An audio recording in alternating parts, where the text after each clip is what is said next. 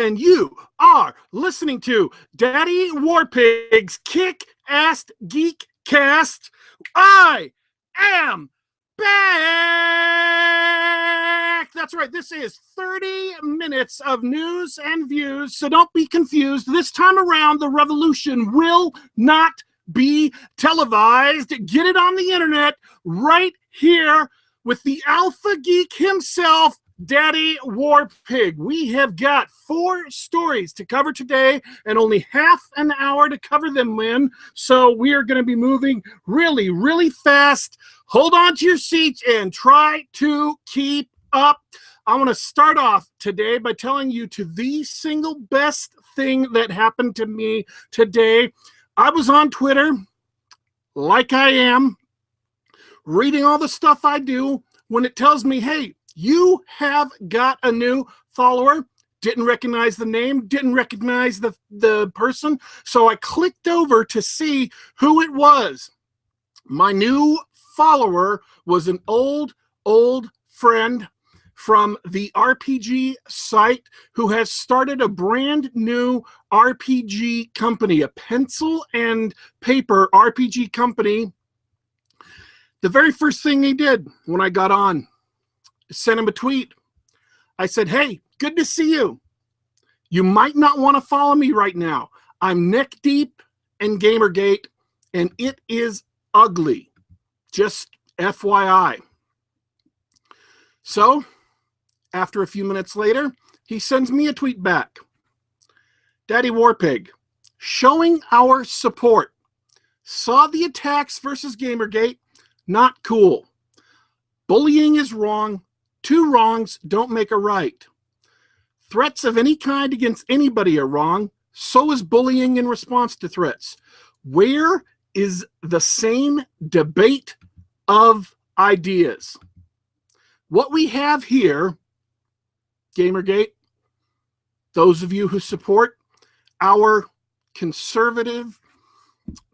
our consumer. Oh, I just know. I'm sorry. I'm going to interrupt myself. I just know that somebody's listening. They're going to take that slip of the tongue to be some kind of proof that this is a nefarious conspiracy orchestrated by vile right-wingers out to destroy the world. I deeply, deeply apologize to everyone who is not right wing. That is the vast majority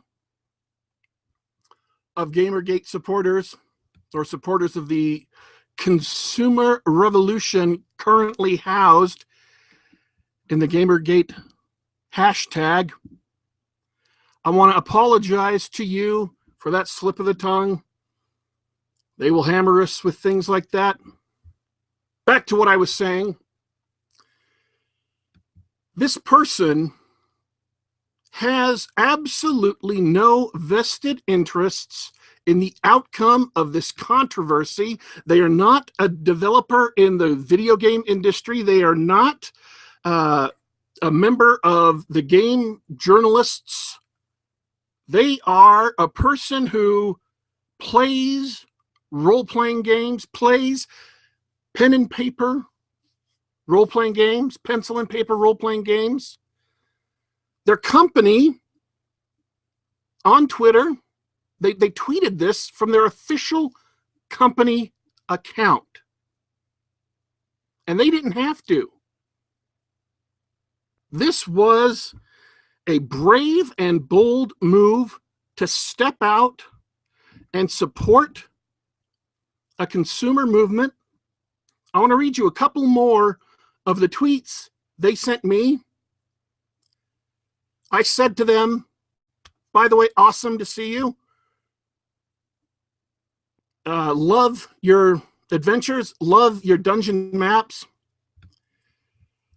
They sent to me, way more where that came from. We're all gamers. Reason and dialogue should prevail, not bullies. Issues need to be faced. Hate on either side of Gamergate is bad. Threats and bullying are wrong. Calls of gamers are dead are ludicrous. Gaming is changing. It can change with gamers, not without them. You don't change an industry by antagonizing its core audience. Gamers are overwhelmingly good people. Respect Gamergate. So, my main thought about this is that this is someone who doesn't have to do this. There is only downside to this move. I gave him a warning because I was genuinely concerned. We have had people with death threats. We have had people with rape threats. We have had people getting doxxed. We have had people with DDoS attacks. And they are stepping out, revealing their public face, saying, we are for good games. We are for sane, rational discussion. We are against bullying. We are against threats. Their company name, by the way, is GP Adventures LLC. That is at GP Adventures, at GP_Adventures. They make incredible old school D&D modules. By the way, I'm doing this for free. Those of you who think that private citizens should have the same disclosure as corporate sites, I'm giving you that. I am giving you the same disclosure as if I were a for-profit institution, even though I do this for free. I am telling you what I think of their modules without, they don't know this. They have no idea I'm going on the air and doing this. At GP_Adventures, they make incredible old school D&D style modules for use with your favorite OSR game. By the way, the two people that are involved, one of them is an old comrade in arms of mine, an old friend of mine from an RPG site. The other one's name you might find familiar. It's E.G. Gygax Jr. E.G. Gygax Jr. And if you're wondering, based solely on that name, that is Ernest Gary Gygax Jr., the son of Gary Gygax, who, along with some other incredible and intelligent people, founded role-playing and thus founded one of the major genres of video games, Benoist Poir, and I know I've mispronounced that name. I am so sorry. Stepping out with their public face, supporting Gamergate, nothing but respect for them for doing that. So that is my first story. I wanted to give you some news. Give you some news that there are third parties out there who have not declared their support one way or the other. Maybe they're neutral. Maybe they have jobs at stake or are afraid of violence or bullying. But they see what's going on. They notice our behavior when we're engaging with our critics, when we're engaging with the corrupt media journalists. They see our behavior and they are making judgments and casting their lot in accordingly. We are not dead, despite what people would have you believe. And we go through this every few days. Something happens and some pinhead out on the internet declares us to be dead or declares us to be toxic. Yes, that's us. We're toxic. It isn't true, either of those. Nor is it true as the Washington Post held today, that we are a brutally effective hate group. That's right. In the same 24-hour period, we get one group of pinheads declaring us dead. And we get another group of pinheads declaring us to be a brutally effective hate group that is crushing the First Amendment rights of journalists all across the country. I don't know how you can be both of those things at the same time. Will somebody explain it to me, please? Because that makes no sense to me. How we can both be completely destroyed and at the same time be the causes of a campaign of fear and oppression, the likes of which the world has not seen since the Inquisition. I don't get it.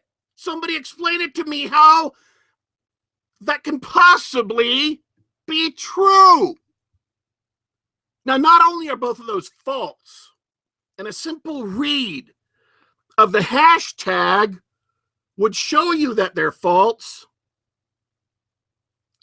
but the two of them together would seem to create a logical inconsistency that is, by the way, not unusual,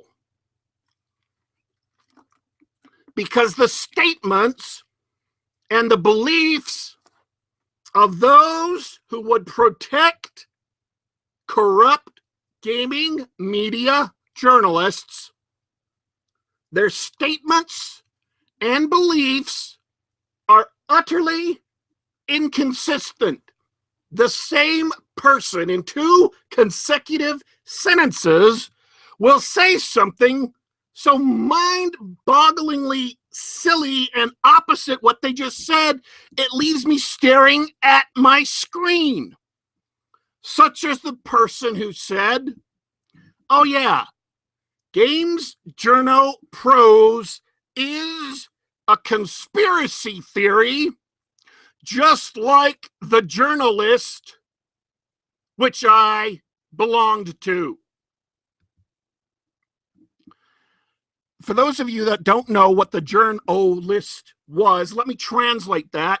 That's about like saying, oh yes, that's a conspiracy, like the Boy Scouts of America that I belonged to.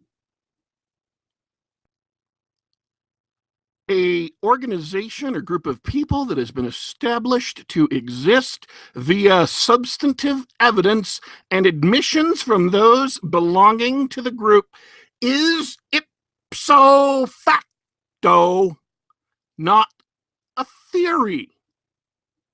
And if you belonged to it, then you would presumably know that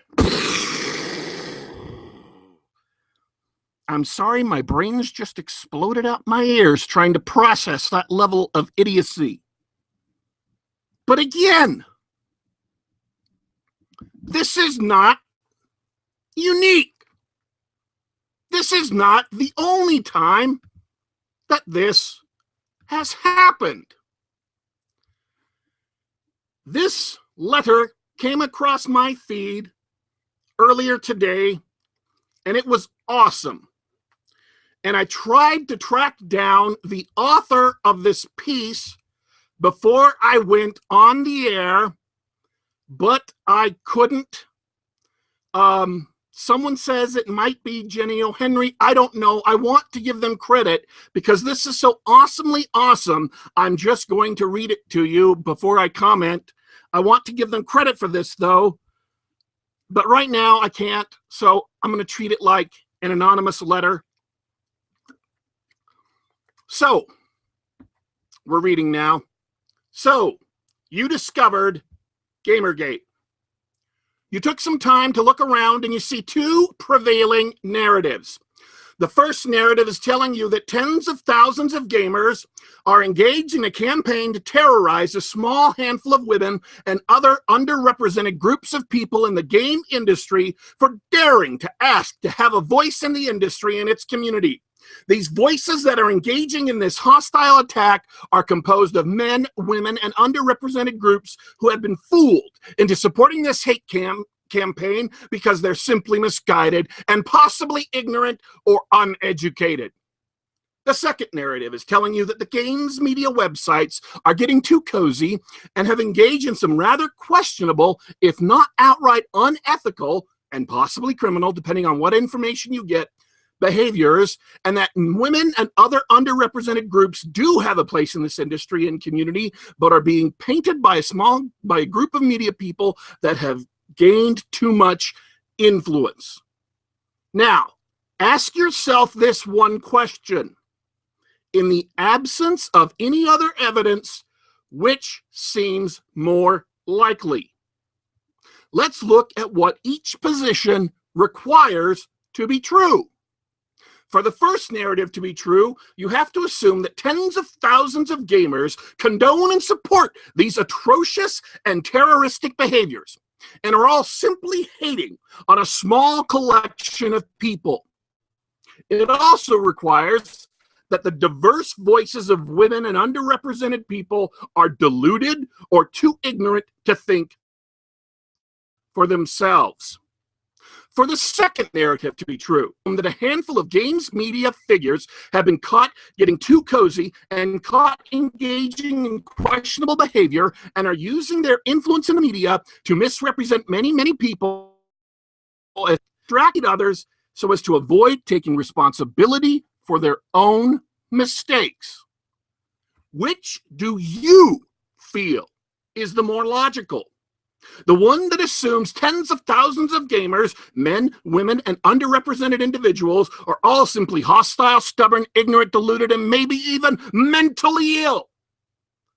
Or the one that assumes that a small group of people simply don't want to fess up to having been caught engaging in problematic behavior? You decide. You have made it this far, so you clearly have the mind to think critically. All that most of us ever wanted in this Gamergate issue was to have our voices heard. A way to have other people look at this issue from both sides and come to their own conclusion. Thank you. Signed, sincerely, the voices of #Gamergate. There it is. Talking about contradictions, talking about things that don't make sense. There it is. The narrative that is being put out, described sparsely but amply, contrasted with the truth. And which one sounds more believable? That for no good reason that anyone can identify, suddenly, out of the blue, 20,000 gamers went rabid and got together in a single hashtag for hate speechy stuff, jigger thingies. Or that a bunch of games journalists made mistakes and are now trying to cover up those mistakes using dissimulation, using obfuscation, and using plain old down-home lying. Which sounds more reasonable to you? It's a conundrum, isn't it? It's a mystery. I throw up my hands. I can't possibly decide which is more likely to be true. Mass insanity persisting for 2 months for almost 2 million individual tweets, or 15 to 20 people who were in a community together, started thinking more about each other's opinions and each other's respect than they did about what normal people thought, and made mistakes, did some bad things, got a little arrogant, got called on their BS, and didn't like that, lashed out. Up to you to decide. You have the facts before you. You have the information before you. I want to thank whoever wrote this, and I will try my utmost to find out if they want this to be public. They didn't sign this with their name, so they may want to remain anonymous. Whoever wrote this, thank you for some sterling reason, for some sterling, just beautiful, beautiful contrast between those two possibilities, those two options. So, we're not dead. We're not a hate group. We are, in point of fact, a consumer movement who has a problem with corrupt media journalists that, in my estimation, boiling out from all of the tweets I've read over the past 5-6 weeks, that's the length of time I've been actively tracking Gamergate, been actively tweeting in Gamergate. We have 3 goals: restore ethics in games media journalism, stop abusing your customers, and stop pushing ideology. Those 3 goals we have been working for. But what's the point? Have we achieved anything? Have we done any good? Well, the Washington Post thinks we've achieved something because they wrote an entire story today about how brutally, ruthlessly we are crushing the helpless, the powerless, the innocent games media journalists under our omnipotent boot heel. That's what the Washington Post thinks. So they dislike what we've done, but they think we're effective. Another tweet, another graphic came across the screen earlier today. Gamergate, notable impact. I think they're going to like this. Number 1. Again, I'm just going to read this because it's that freaking awesome. Number 1. The Escapist revises its ethical policies. The change also applies to all websites underneath Defy Media. Kotaku and Polygon have also enforced some changes in regards to Patreon. Number 2, the Fine Young Capitalists is successfully funded in spite of having poor coverage, with 4chan donating over $20,000 towards the Pro-Women Project. A percentage of the proceeds also goes towards charity. By the way, the Fine Young Capitalists, they ask women who want to become games developers to submit proposals of a game. Then they pick the best one, bring that aspiring programmer on, make the game with them, and then allow them to sell the game and benefit from the proceeds. If you want more women programmers and artists and writers and modelers and sound artists and all of those things that go into a video game nowadays, if you want more of them in the industry, that seems like a brilliant way of accomplishing it, yet they were attacked for it. I don't understand this world sometimes. Gamergate, this is number 3. Moving on. Gamergate raises over $5,000 for the suicide prevention hotline, surpassing its initial $2,000 goal within an hour. Hashtag Not Your Shield is created. This is number 4. Allowing women and minorities who support Gamergate to express their passion for games and stand up against corruption. Number 5, a whistleblower makes a post on Reddit exposing an EA forum leak that resulted in the compromise of almost 40,000 users. Number 6, Steam enforces disclosure for its curator system. Likewise, Twitch updates its policy to include disclosure for sponsored content. Number 7, the existence of Game Journo Pros is made public, confirming suspicions of collusion among journalists and attempts to censor discussion prior to the beginning of Gamergate. 8, Gamergate raises over $11,000 for an anti-bullying charity. There's a payspin for the sources for these claims, payspin.com.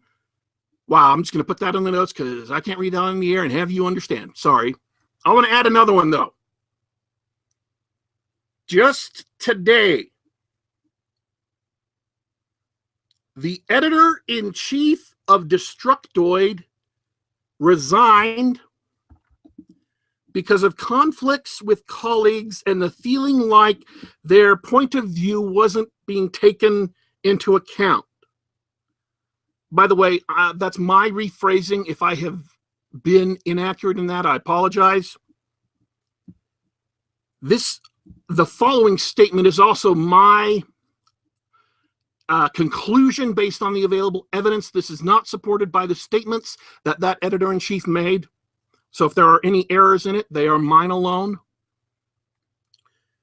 A story just was revealed that someone at Destructoid was investigating a crowdfunding program supposedly to launch a life-saving operation to remove shrapnel from an individual.